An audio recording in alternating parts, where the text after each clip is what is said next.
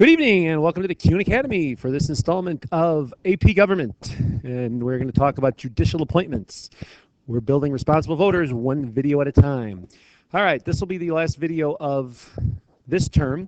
There's also an old one that's going to be on Moodle on the structure of the federal courts and things. I don't have time to re-record that one, but I at least want to make sure I get this one in. Okay, so take a look at the cartoon. This is when Elena Kagan was appointed to the court, our most recent appointee. Okay, so according to cartoon, what is the criticism of Elena Kagan's nomination to the Supreme Court? And the correct answer is, pause your video, figure it out.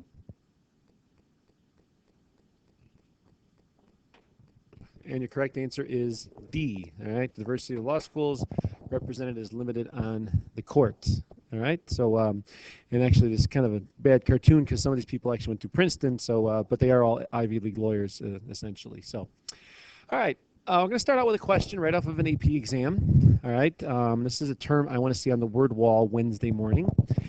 Question is, what is a litmus test? Pause your video. And your correct answer is D. A litmus test is a test presidents use to test a nominee's position on an important issue. Okay, and that's what we're going to be talking about here. Not litmus test per se, but we're going to be talking about, skip that question, how presidents appoint justices to the bench. What criteria is used for that?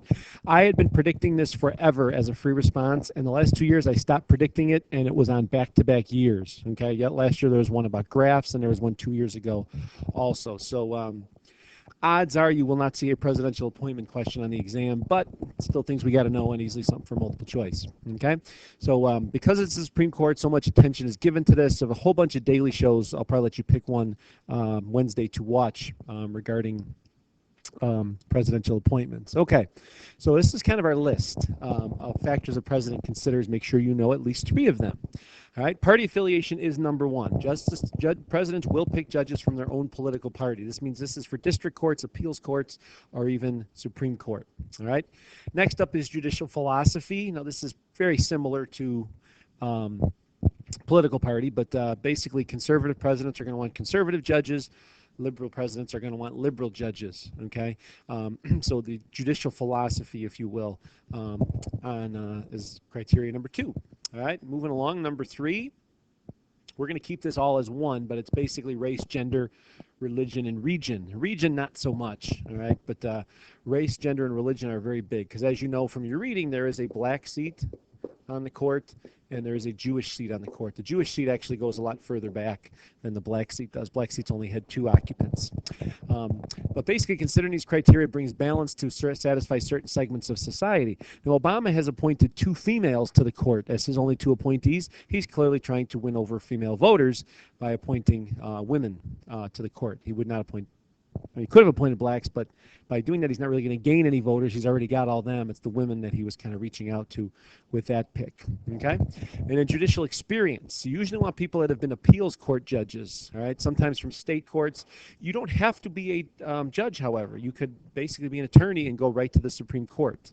That happened with John Roberts. So different levels of experience for different positions. Okay.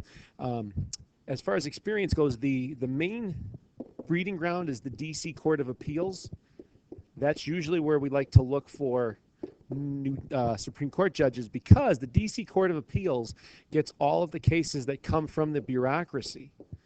So remember we talked about those regulatory agencies and how they have special courts. Okay, well, those regulatory agency courts, anybody that loses there goes to this D.C. Court of Appeals. So it's a good place for Supreme Court judges because all they are ruling on is federal issues and issues on federal agencies. So presidents know what they're getting. They're getting a pretty experienced candidate and somebody that's philosophy is pretty well known.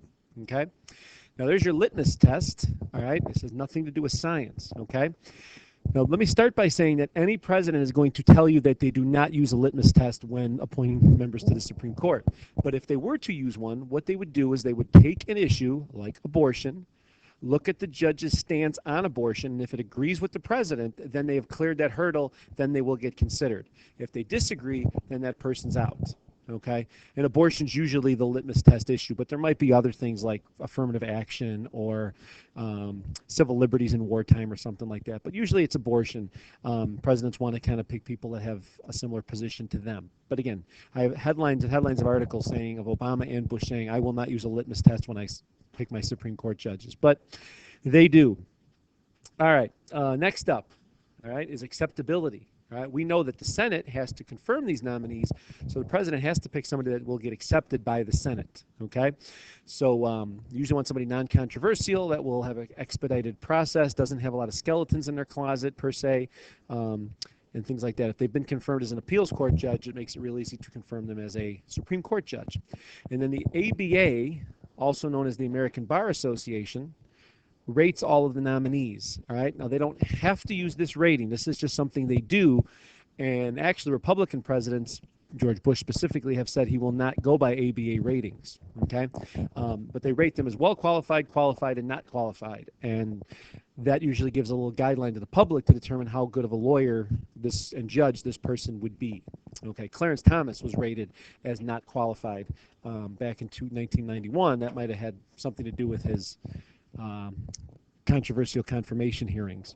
And interest groups are going to play a huge role in this because they're going to donate money to senators. They're going to lobby the president. They're going to run TV ads. But interest groups work really hard to either promote or not promote a judge depending on their ideology in that sense. Okay? And then final question before we wrap up here, which definitely is not an activity engaged in by interest groups to influence the Senate's vote on a nominee.